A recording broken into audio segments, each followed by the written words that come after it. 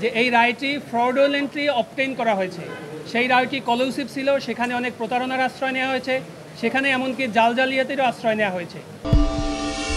Supreme কোর্টের একজন আইনজীবী তিনি নির্বাচনী ট্রাইব্যুনালের যে রায় ছিল জনাব ইশরাকের পক্ষে, সেই রায়টি প্রতারণামূলকভাবে অর্জিত হয়েছে এবং সেই রায়টি কলুসিভ, এই মর্মে সেই রায় এবং ডিক্রিকে চ্যালেঞ্জ করে এবং নির্বাচন কমিশন যে ওই রায়ের পরিপ্রেক্ষিতে একটি গেজেট প্রকাশ করে, সেই গেজেটকে চ্যালেঞ্জ করে এবং এই রায় এবং ডিক্রি চ্যালেঞ্জ করে যে রিট মামলাটি হয়েছে সেটি নিষ্পত্তি না হওয়া পর্যন্ত জনাব ইশরাক হোসেনকে মেয়র হিসাবে শপথ না পড়াতে নির্দেশনা চেয়ে একটি রিট মামলা দায়ের করেন এবং সেটি শুনানি অন্তে গত 22শে মে মহামান্য হাইকোর্ট ডিভিশন সেটি সামারিলি রিজেক্ট করেন শুধুমাত্র লুকাস স্ট্যান্ডি পয়েন্টে। এরপরে আমরা সেই রায়ের বিরুদ্ধে মহামান্য আপিল বিভাগে civil petition for leave to appeal দায়ের করেছি।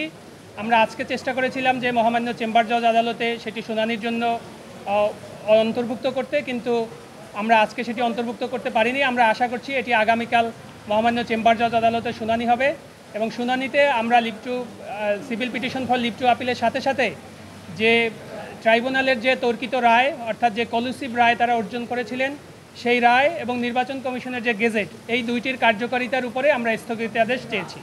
আজকে তো নির্বাচন কমিশনের গেজেট অনুযায়ী শপথ পড়ানোর সময়সীমা শেষ হবে, জি, সেই ক্ষেত্রে কি দাঁড়াচ্ছে? নোটিশও দিয়েছে জি, আচ্ছা, এক্ষেত্রে আমাদের বক্তব্য হচ্ছে যে আপনারা হয়তো জেনে থাকবেন যে জনাব ইশরাক হোসেন তিনি নিজেও একটি রিট পিটিশন দায়ের করেছেন গতকালকে। সেটির নাম্বার হচ্ছে 8971/2025।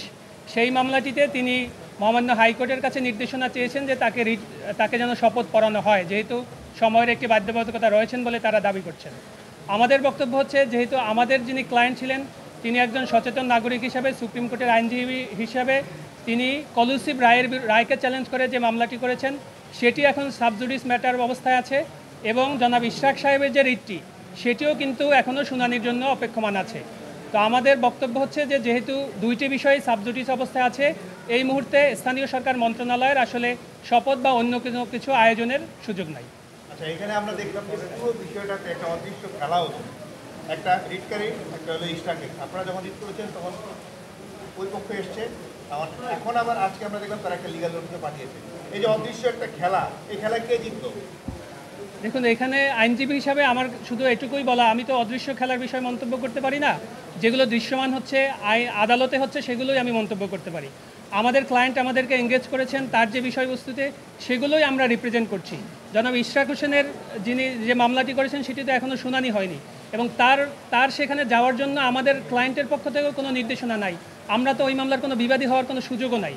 সেজন্য আমাদের বক্তব্য হচ্ছে যে শুধুমাত্র আমাদের ক্লায়েন্ট যে জিনিসটি চ্যালেঞ্জ করেছেন অর্থাৎ ট্রাইব্যুনালের রায় এবং ডিক্রি এবং জনাব নির্বাচন কমিশন যে গেজেট নোটিফিকেশনটি পাবলিশ করেছে সেটির প্রতি শুধু এইটুকুতেই আমরা আমাদের মন্তব্য সীমাবদ্ধ রাখতে পারি। কালকে শুনানি করে কি হবে? আজকে তো 4টা পর্যন্ত লাস্ট টাইম, সেক্ষেত্রে কালকে শুনানি করে গেজেট অনুযায়ী 26 তারিখ সোমবার 4টা পর্যন্ত শপথ পড়ানোর লাস্ট টাইম, জি, এটা তো শেষ হয়ে যাচ্ছে, তাহলে কি হবে? আপনারা এখানে কি করবেন?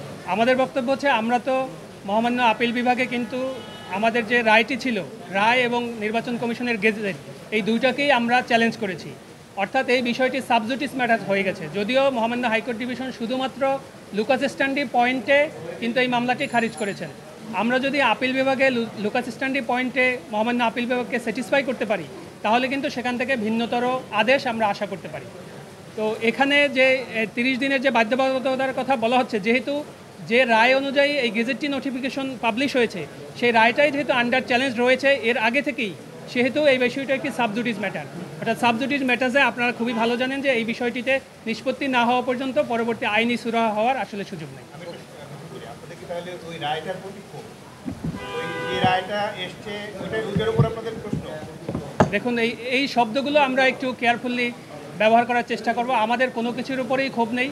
আমরা রায়ে স্পষ্ট, যে রায়টাকে আমরা চ্যালেঞ্জ করেছি সেখানে আমরা স্পষ্ট করে বলেছি যে এই রায়টি ফ্রডুলেন্টলি অবটেইন করা হয়েছে। সেই রায়টি কলুসিভ ছিল, সেখানে অনেক প্রতারণার আশ্রয় নেওয়া হয়েছে, সেখানে এমনকি জাল জালিয়াতিরও আশ্রয় নেওয়া হয়েছে।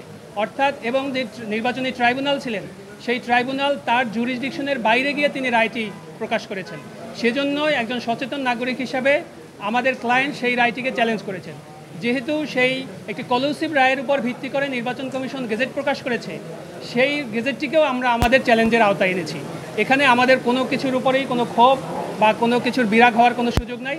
একজন আইনজীবী হিসেবে আমাদের যে দায়িত্ব, সেই দায়িত্বই আমরা পালন করছি।